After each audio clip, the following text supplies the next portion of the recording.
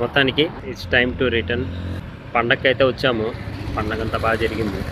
Return వెళ్ళాలంటేనే ఏదో తెలియని బాధ. ఫస్ట్ టైం కదా, కలిసి పండగ అయిపోయాక ఫస్ట్ టైం నేను వెళ్ళడం. నేను బైక్ తెచ్చేసుకున్నా కాబట్టి బైక్ కూడా తీసుకెళ్ళిపోతున్నాను.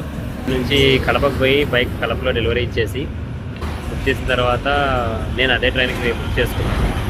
బైక్ కూడా నాతో పాటే వచ్చేస్తుంది రాయలసీమ ఎక్స్ప్రెస్లో. రేపు మార్నింగ్ హైదరాబాద్లో దిగేసి అక్కడ నుంచి అలానే బైక్ తీసుకొని వెళ్ళిపోదాం. ఈ మధ్యలో ప్రాసెస్ మీరు ఎప్పుడన్నా ట్రైన్లో బైక్ డెలివరీ చేసుకోవాలి అంటే ఎలా ఉంటుంది, ఏమి, ఎంత ఫేర్ పడుతుంది, ఎంత డిస్టెన్స్కి.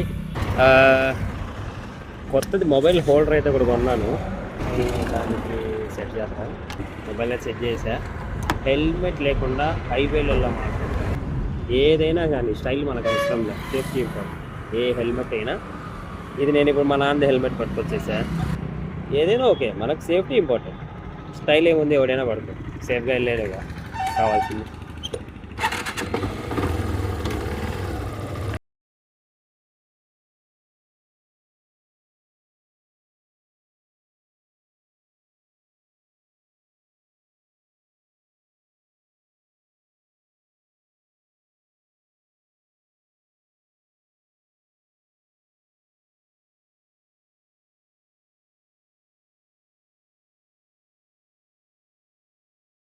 రైల్వే స్టేషన్కి అయితే వచ్చేసాము. ఎక్కడైతే బైక్ లోడ్ చేయాలి, ఎక్కడైతే బైక్ డెలివరీ ఇవ్వాలి, స్టేషన్స్ మనం పూర్తిగా ఫిల్ చేసి బైక్ ఆర్సీ, ఆధార్ కార్డ్ 2 ఇచ్చేస్తే వాళ్ళు బైక్ పార్సల్ చేసి తర్వాత బుక్ చేస్తారు. 350 రూపీస్ అయింది. కడప నుంచి సికింద్రాబాద్కు బుక్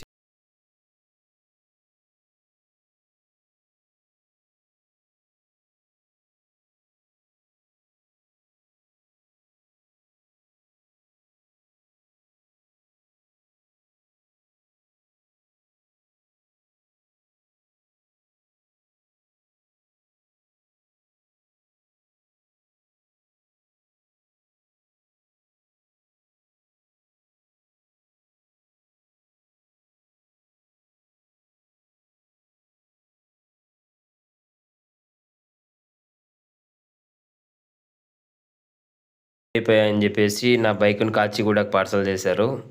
అక్కడ కాచిగూడ స్టేషన్కి అయితే వచ్చేసాము. వచ్చిన తర్వాత లోపలికి వెళ్ళేసి మన ఫామ్ ఇచ్చి డెలివరీ నేను తీసుకుంటున్నాను అని చెప్పేసి ప్రూఫ్ చూపించేసి బైక్ తీసుకోవచ్చు. తీసుకున్న తర్వాత అది అన్న ఇలా ఓపెన్ చేస్తాడు. బైక్ టోటల్ ఓపెన్ చేశాక చూస్తే పెట్రోల్ లేదనమాట. మళ్ళీ 1 కిలోమీటర్ నడుచుకుంటూ వెళ్ళి పెట్రోల్ తీసుకొచ్చి వేశాను. ముందుగా పెట్రోల్ తీసుకొని వెళ్దామంటే ట్రైన్లో అలో లేదు. సో ఇది ఒక్కటి ఇబ్బంది ఉంటుంది. కానీ మీరు ఇంకా నా ఛానల్ సబ్స్క్రైబ్ చేసుకోకపోతే వెంటనే సబ్స్క్రైబ్ చేసుకోండి. పక్కనే ఉన్న గంట సింబల్ లాగి పెట్టుకోండి.